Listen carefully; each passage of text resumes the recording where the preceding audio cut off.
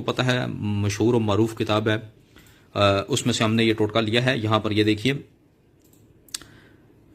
2 दिरहम अकरकरा आपने लेनी है और 10 दिरहम प्याज के अर्क में उसको पीस लेना है। पहले 2 दिरहम अकरकरा लें, उसको अच्छे तरीके से कूट लें, फिर उसके अंदर 10 दिरहम की मिकदार का प्याज का अर्क आपने शामिल करना है। मिकदार आपने गड़बड़ नहीं करनी, क्योंकि हिकमत के अंदर मिकदार ही ज़्यादा नोट की जाती है। फिर उसको आलत यानी अज़ू के ऊपर आपने लगा देना है। जब इन दोनों चीज़ों को आप जब पीस लेंगे ना, आपस में मिला लेंगे, तो फिर इसको आपने अज़ू के ऊपर लेप कर देना है थोड़ी देर के लिए, घंटे 2-3 घंटे के लिए।